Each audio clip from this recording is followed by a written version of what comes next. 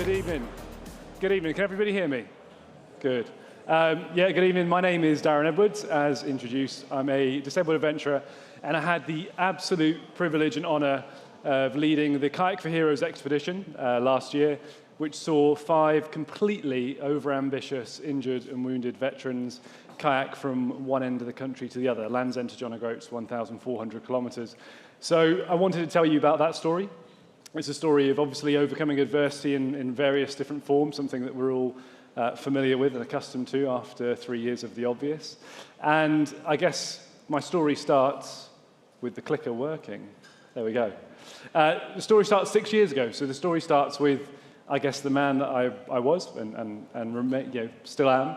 And that was someone whose life revolved around 2 things. So the first was a genuine love and passion for mountaineering and for climbing, whether that's in the UK or abroad. And the aspiration and the goal for 2018 was to climb Mount Everest, so to get ready to fly out to the Himalayas. And another huge portion of my life was being part of the Army Reserve, going for selection for the SAS Reserve and going through that training process. And whilst I could talk about that for 20 minutes entirely, and I've got 20 minutes for this whole story, so I better move on, life took a bit of a change. Took a bit of an unexpected turn when on the 6th of August 2016, a day much like any other, but a day that forever will probably be engraved on the back of my mind, my life completely changed in an instant. I was climbing with my best friend. If you're going to have a life-changing accident, you want to do it somewhere with a cool name, right? The cliff face that we were climbing that day was called World's End.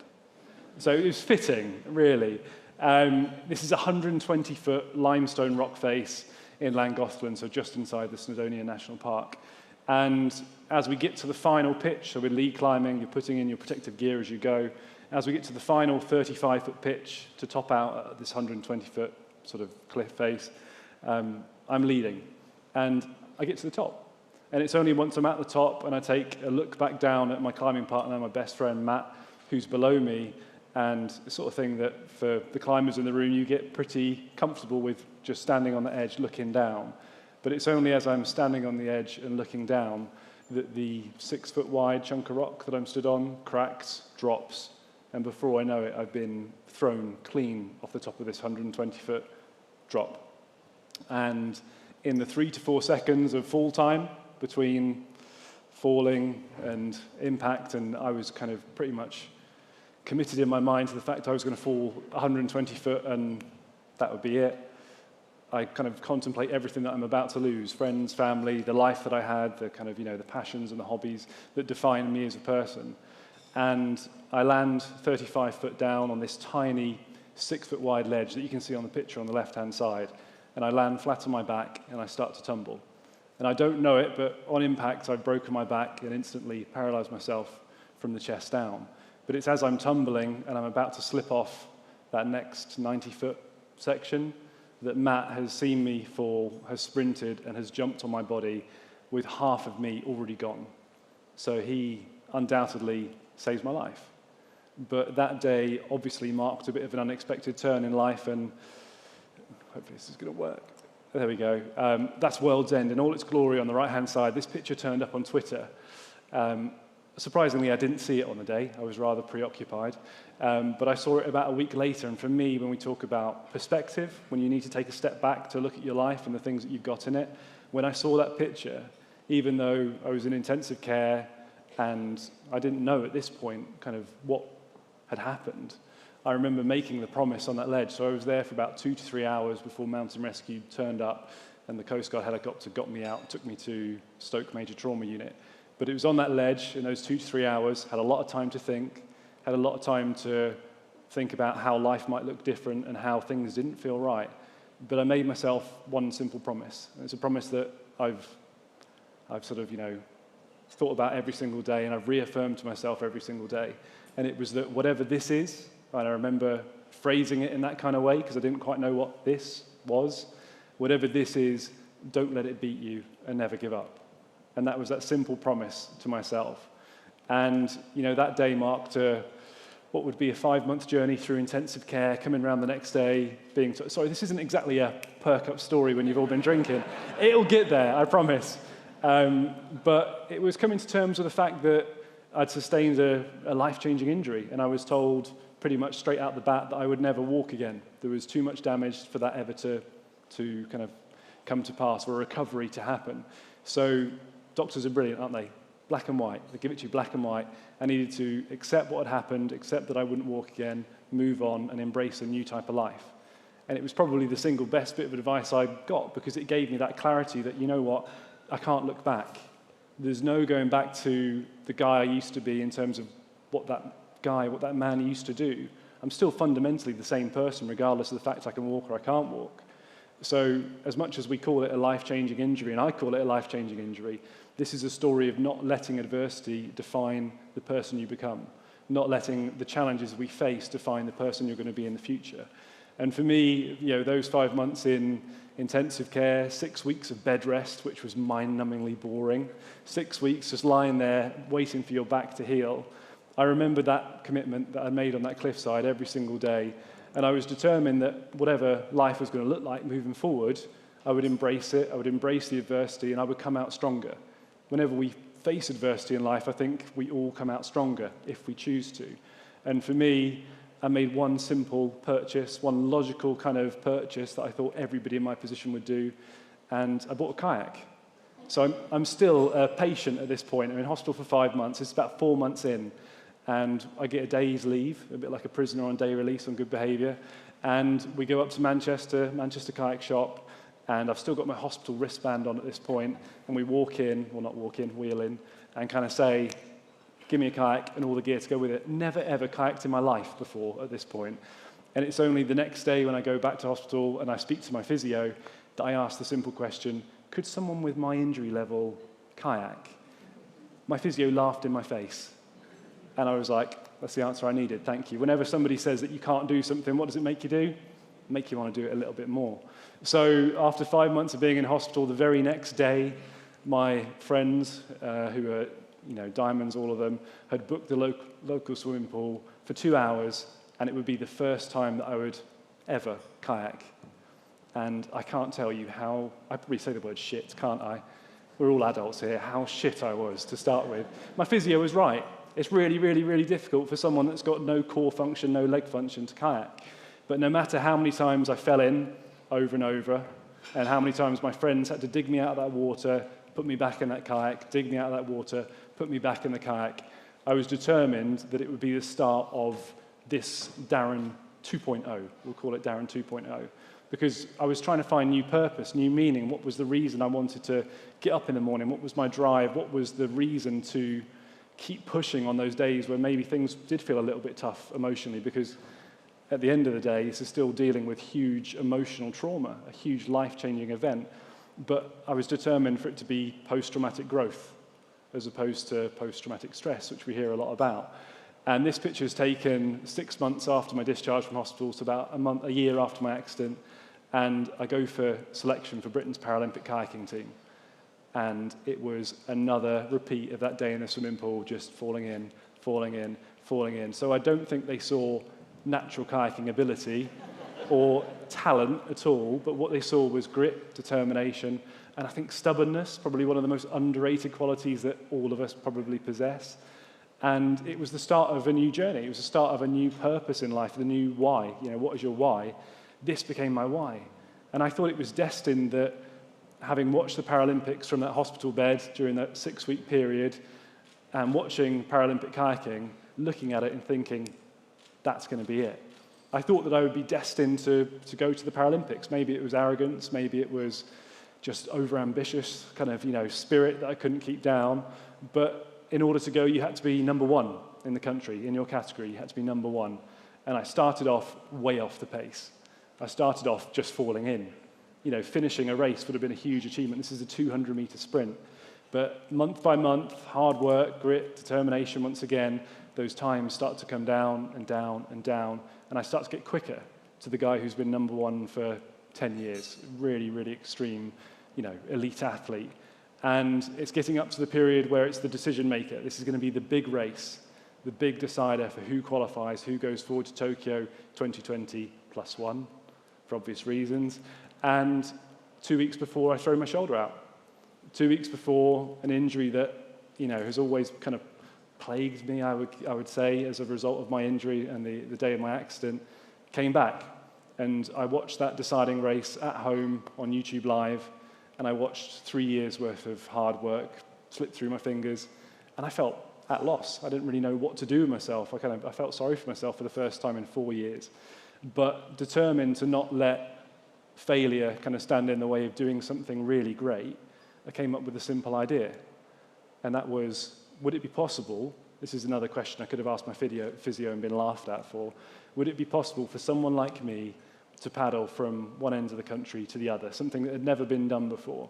And I called up 4 of my friends that had each been through a life-changing event that I'd met through one of the Armed Forces charities, and I pitched them the idea with no more information than that. I was like, lads, I have a brilliant idea, epic adventure, will be the best thing we ever do in our lives. I reckon it will take us about a month. I think it's about 1,400 kilometers. This was back of the fag packet at its best. I'd taken about 2 minutes to come up with this plan and plot it, and I didn't know the third bullet point at the time. I didn't know that it was some of Europe's most dangerous coastal waters. If I had, probably still would have gone ahead with it, but yeah, and like I say, each one of us had gone through a huge moment in life where we had an option: give up or keep going, keep attacking, keep moving forward. And each of these guys had chosen to do exactly that, to keep moving forward. Ben was in the military, shot 7 times, saved his own life. Carl had a spinal injury in Kenya. Johnny has this handlebar mustache. He was medically discharged from the military just for that. No, that fashion faux pas aside, Johnny was an army officer, super fit guy, ultramarathon runner, on a treadmill one day, had a stroke, paralyzed down the left side of his body, and has spent 7 long, hard years building himself back up physically. I'm so proud of him. And last but not least, ironic for someone in the RAF, he stood on a landmine on the ground, obviously, in Afghan 2011, lost a chunk of his lower right leg. And for each of us, just to be stood and sat below that signpost was the biggest challenge, because we'd had so many reasons, so many opportunities to give up, and so many reasons why to say no to something like this. But we gave ourselves a year to make it happen. So we wanted it to be the exact time the Paralympics were on, we would be off on the most epic challenge that any of us had really faced. Before we did that, I thought it would probably be prudent to get someone involved who knew a little bit about sea kayaking. This is a guy called Jim Taylor-Ross, one of the most experienced sea kayakers in the UK. And he sent me this PowerPoint slide. This is his slide. And we did this via Zoom. And he said, Darren, I want to highlight a few places to you. And there's a reason why I'm highlighting these. And no word of a lie, he looked me dead in the eye and just clicked through this slide. Oh, here we go. Like this.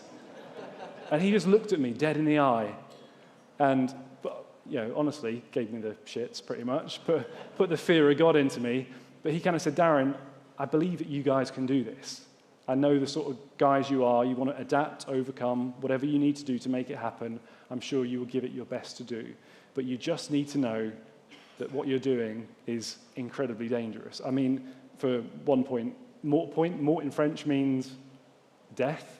So when you see death point on the map, it doesn't exactly, instill you with a huge amount of confidence. But after 12 months of planning and learning, here we go. First test of a video. Enzo, help me out, brother. Oh, trigger happy. Who's doing it, me or you? Oh, we both did it at the same time, didn't we? Right. I'm literally not going to touch it. So after 12 months of planning, 12 months of me learning what the hell tidal patterns are, and the fact that a tide goes that way for 6 hours and that way for 6 hours, which admittedly I knew nothing about, and none of us knew anything about, we set off. And we set off from what turned out not to be a lovely golden beach in Land's End. It's actually a signpost with a massive cliff right next to it. And this is the start of, like I say, the most epic challenge that any of us would face. And for me, it was a huge test of what I could achieve with my disability. And it was a chance for me to prove that regardless of disability, you could achieve things. And then that happened. I would love to lie to you and tell you that that was at least at the end of the first day, because I was getting tired. That was 10 minutes in. So, oh, here we go.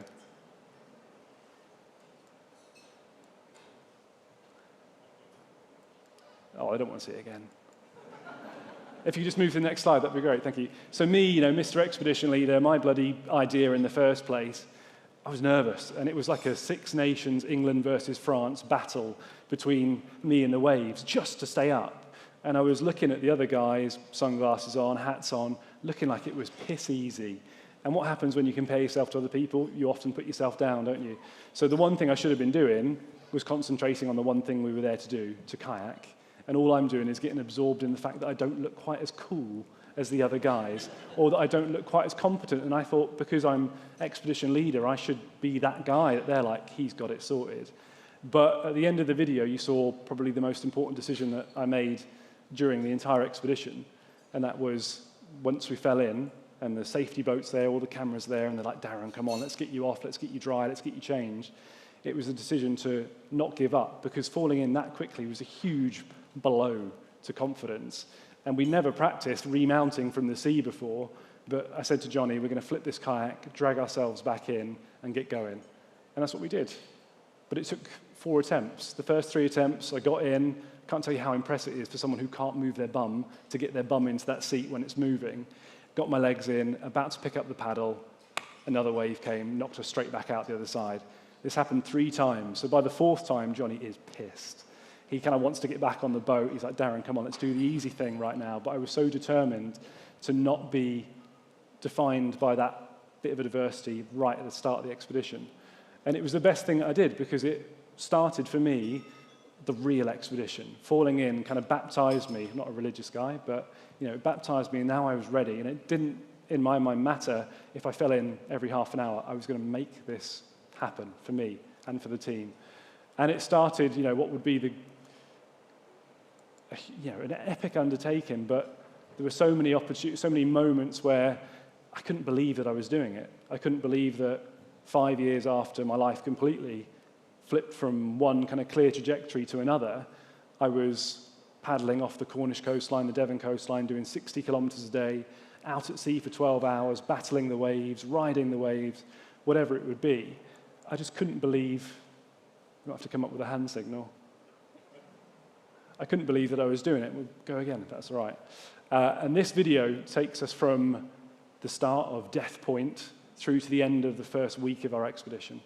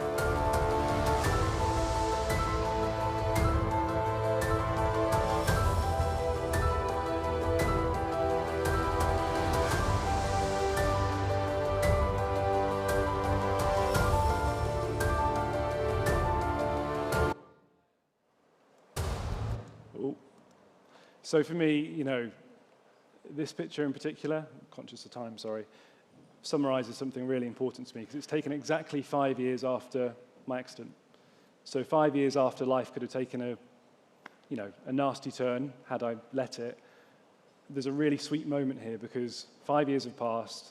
I'm outside doing something adventurous, challenging, got mountains off to my right, islands to my left, water underneath me, working hard, out of breath, taking on a challenge just like I used to. And I think it was only at this moment, 5 years later, that I really realized that a life-changing injury hadn't been. That fundamentally, in my core, I was exactly the same person. Don't get me wrong, the mode of transport had changed, but life hadn't in so many ways. And I think that's a testament to focusing on what we can do, not what we can't do. There were so many reasons I could have beaten myself up emotionally about what I'd lost, but instead you focus on what you can still do, what you can gain. And the guy in hospital who had just been told he'd never walk again would be incredibly proud of the man that I became in that moment. And 26 days later, 9 days ahead of my, what was clearly piss-poor planning, 5 very wet, tired, grumpy, but elated guys turn up, much to the bemusement of everybody in John O'Groats, who has no idea why 5 men with beards are kissing each other and hugging and crying on one person's part. We achieve what so many people had said to us we would never manage. What people had said to me, Darren, for someone with your injury, it's not going to happen. Love the enthusiasm. We went into this saying that we were consciously incompetent. We knew that we were a bit shit, but we knew that by working together, we would adapt, improvise, overcome. And just to summarize, really, there's a brilliant thing that happens whenever you do an expedition like this or a big challenge. When you finish it, you probably all know this, that people will congratulate you and go, so what's next then? And in that moment, you want to punch them because you've quite literally just finished, you're knackered, you want to eat and have a drink. Turns out after 26 days of sea kayaking, you can get completely pissed on one drink, which was brilliant. John O'Groats has only got 1 bar, so that didn't take long to do the bar crawl either. So for me, what's next was another opportunity that couldn't really turn down, and that was to attempt this October to become the first person with a disability to complete the World Marathon Challenge, which, for those of you that know, 7 marathons, 7 days, 7 continents. The first one of which is Antarctica. Not quite sure how it's going to work because it's a Russian military base, so you might never see me again. I might be taken as a spy, who knows. But October 25th, we'll be down in Antarctica, marathon, get on the plane, fly to Africa, marathon, get on the plane, marathon, and you see how it goes until day 7. We turn up in Miami to do that final marathon.